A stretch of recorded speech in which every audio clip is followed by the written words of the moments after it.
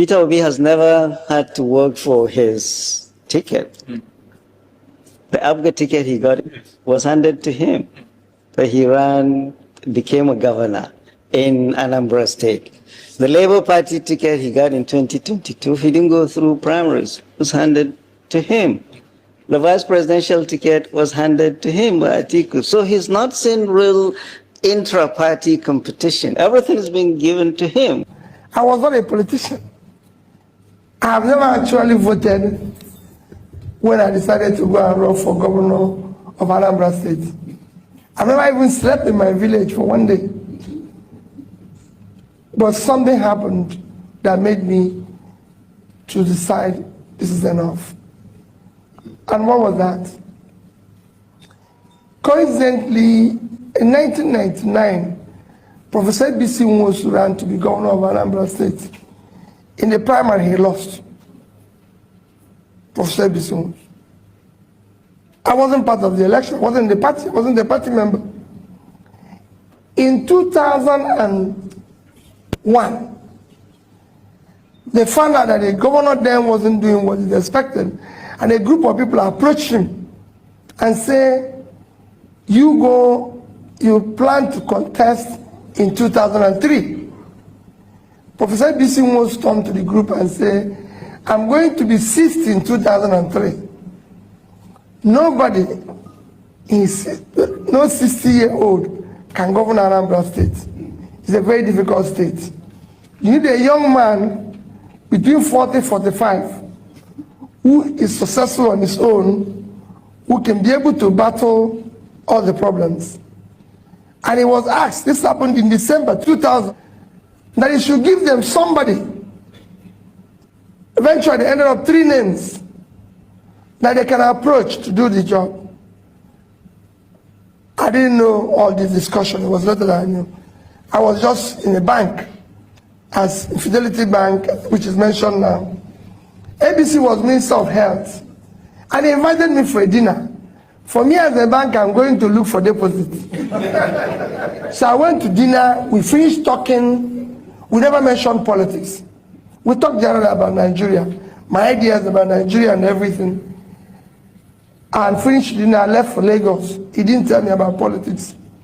But in April, the people went back to him. He told them, I have 3 candidates. 1, P2B, 2, P2B, 3, P2B. Go and look for him. The people came from his office to my office and talked about politics. And I told them I used the word, over my dead body. At 40, I was chairman of the bank. I was the highest investor in the bank. I had interest in 3 banks where I was seated on the board. I'm enjoying myself. I don't have anything. I fly every week. I go to London and come back first class. So what is this man talking? Go and get involved with this madness. That year, I had always done courses in various schools. Every year, I spent at least a week. Usually it's 2 weeks, 3 weeks in school. That's taking me to Harvard, to Columbia, Oxford, Cambridge. I've been to all of them. That year I was going to Kellogg Graduate School to do a program that was for 6 weeks. So in June that year, I went to Kellogg. The man who founded Kellogg Graduate School, Professor Dean Jacob, it was his last year. He founded the school in 1957. 2001 was the last year he taught and retired. And he took us on what they call global economy. After 1 month of being in this class, this man never mentioned anything about Africa. A day before he concluded the lecture, everybody in Chicago the hall was full of top business leaders. A day before that final day, when he finished, I raised my hand and said, you never said anything about Africa. He said, you want to know about Africa? I said, yes. I paid $40,000 for this course. And nothing was mentioned about the continent that came. He said, I'll tell you about Africa tomorrow. The next day, which was his last day, he finished and said, you want to know about Africa? It's important I tell you this story. I said, yes. He said there's nothing called African economy. He said nobody plans with Africa. I was so, you can imagine how I feel. He turned to me and said, Peter, can you give me 10, 20-year plan of your country? You know, the hall was full. I was courageous enough. I said, yes. Even when I know there was not even tomorrow. Next one for 1 month. I said, yes. He said that you can only do that when you have countries. If you have America, they have 10-year plan, 20-year plan, 30-year plan. You don't see it in African countries. I said it's in my country. When I know it wasn't there. Because see, have I ever seen any car manufacturer talking about African specification? So they have European specification, Gulf specification, Asian specification, American specification. You know why? Nobody plans with Africa. Say, join me for lunch. So I joined him for lunch. After lunch, he said, let's take a walk by Lake Michigan. You know, if you know Kellogg Graduate School, it's on banks of Lake Michigan. The lake is like this, the school is like this. So they have long beach. So he said, let's take a walk in it. And we decided to take a walk. As we were starting the walk, he said to me, do you have any of your country's currency? This was 2001. The highest denomination was 100 naira. I brought it out. I gave it. He said, how much is it? I said, 100 naira. He brought out $100. He said to me, which of these two currencies do you prefer? I told him dollar. He said, why? I told him that it's 100 naira to $1. So his own is 10,000 naira, my own is 100 naira. So he said I should keep his dollar and take my naira, took my naira. So he gave me $100 for 100 naira. After we walked a little while again, he turned around to me and said, Peter, you still have the money? I said, yes. He said, he brought it out again and said, which of these two currencies do you prefer? I told him $100. He said, why? I told him about the rate. Again, it's okay, you keep it, I'll keep your money. He said, let's sit down. We sat down.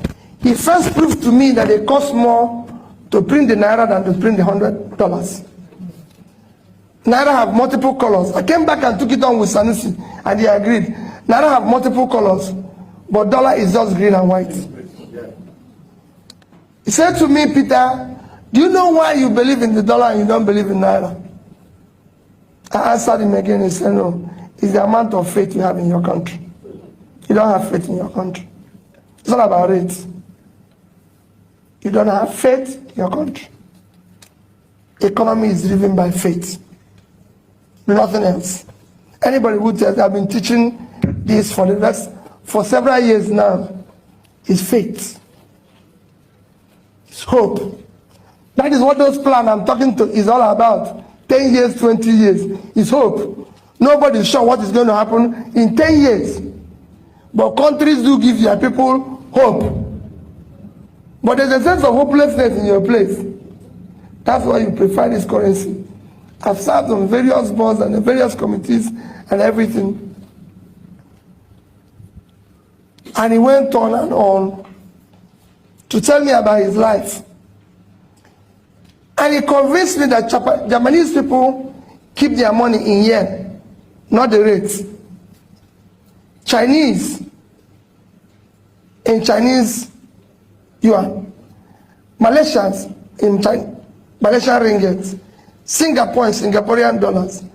He went on, then there was no euro. He sold me Italians, which their rate was worse. Keep it Italian ruler. Germans in marks, everybody needs.